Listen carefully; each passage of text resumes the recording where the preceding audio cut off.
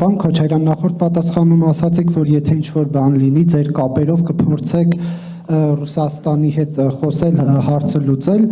հետաքրքիր է ինչ էիք անում ձեր կապերով, երբ որ Ռուսաստանը Հայաստանի եւ Արցախի դեմ կիրառվող մահացու զենքեր էր վաճառում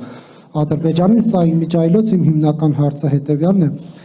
Տեղեկացանք, որ ձեր հետ ընկերական հարաբերություններ ունեցող ռուս գործարար Վլադիմիր Եվտուշենկովը գնել է Երևանի մաթեմատիկական մեքենաների գիտահետազոտական ինստիտուտը, որը առավել հայտնի է Մերգելյան ինստիտուտը անունով։ Սա այն գույքերից մեկն է, պարոն Քոչարյան, որ $100 միլիոն պարտքի դիմաց հանձնեցիք Ռուսաստանին։ Այս ինստիտուտի գործադիր մարմինը ըստ Հայաստանի պետռեգիստրի հունվարի 19-ից ռուսական Citronics ընկերությունն է, որը պատկանում է ռուսական մեկ այլ սիստեմային, որտեղ դուք տնօրենների խորհրդում եք։ Դուք այս գործարքի վերաբերյալ տեղեկություններ ունեք, թե ոչ, պարոն Քոչարյան, եւ միաժամանակ խնդրեմ ասել, արդյոք սիստեմայում դուք բաժնետեր եք, թե ոչ, եթե այո, ինչքան է ձեր բաժինը։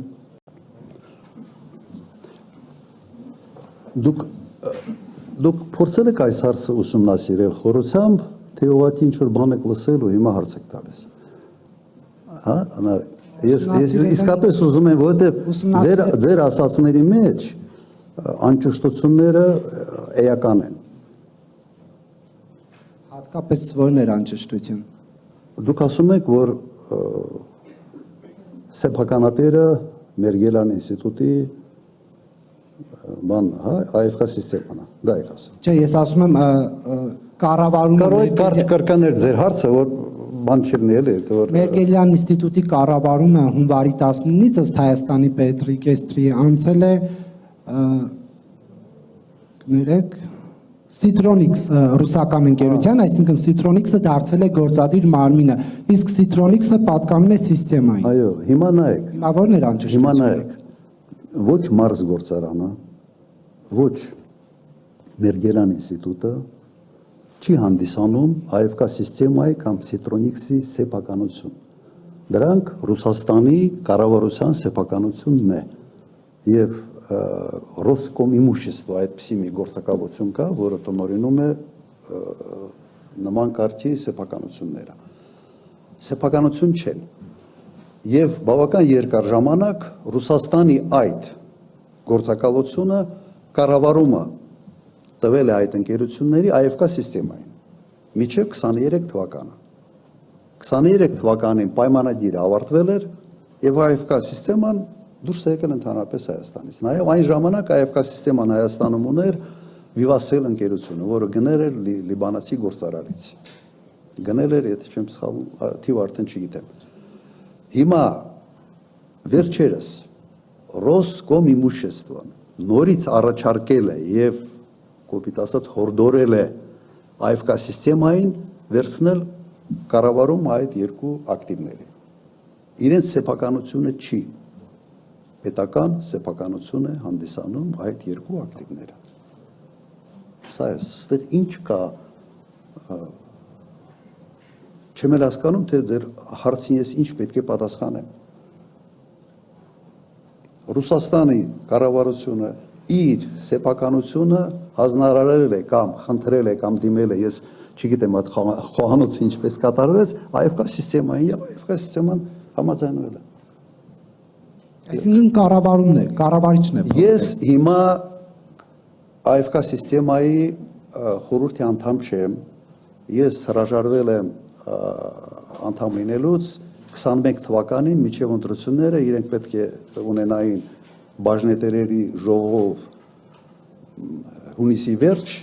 ես մայիսին ասել եմ, որ այլևս ինձ մի առաջադրեք, գնում եմ ընտրությունների։ Անդամ չեմ։ Ունեմ բաժնե տոմսերի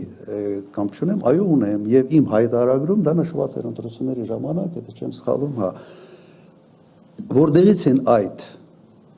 բաժնե տոմսերը։ Ես եղել եմ անկախ տնօրեն 12 տարի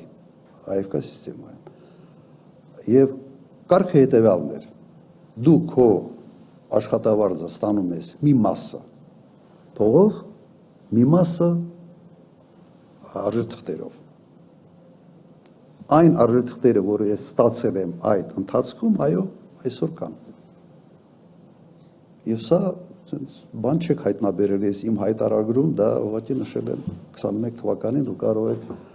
կենտրոնական ընտրական հանձնաժողովից պահանջել։ Առավել եւս որ նշել է, կարող եք ասել ինչքանն է ձեր բաժինը։ Ոայ, չեմ հիշում, շատ փոքր տոկոս է, 0.00, չգիտեմ ինչ։ Ընկերությունը շատ մեծ ընկերություն է։ Դուք եթե ուզում եք պատկերացնել, թե դա ինչ ծավալի ընկերություն է, ասենց ասեմ,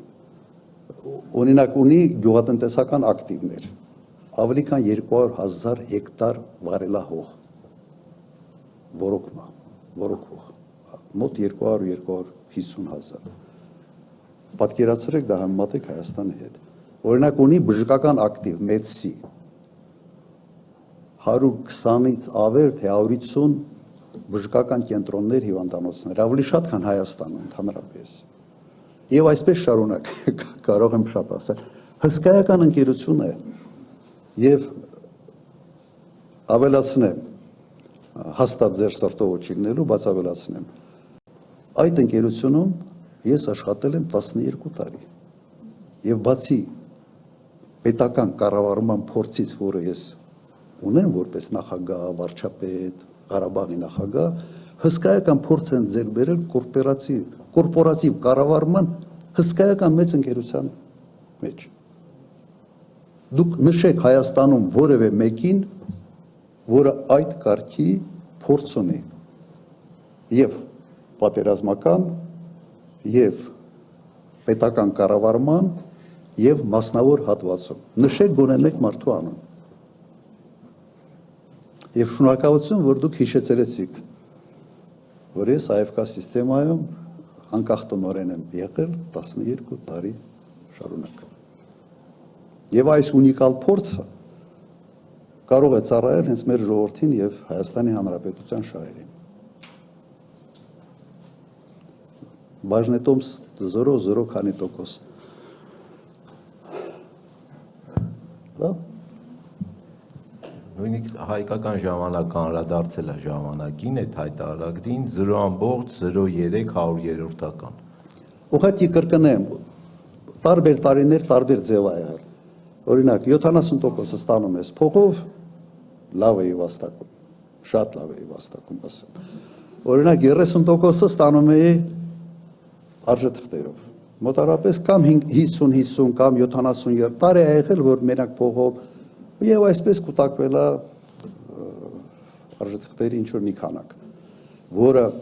շատ փոքր է, ընկերությունը շատ մեծ է։ MTS ընկերությունը պատկանում է ԱՖԿ սիստեմային։ Ռուսաստանի ամենից խոշոր տելեկոմներ, օպերատորներ։ Եվ այսպես շարունակ շատ մեծ ընկերություն։ Օզոն ընկերությունը, որը ստեղ նաեւ բանել է։ Մենք հենց ԱՖԿ սիստեմայում, նաեւ իմ ժամանակ բան արեցինք, բորսայում հանեցինք բորսա եւ լավագույն բաններ, գործարքներ։ Ձեցկիմիր կոչեցյալը բրենդը պատկանում էր ԱՖԿ սիստեմային եւ այսպես շարունակ։ Իմ գիտելիքները, նարեկ, շատ բազմազան։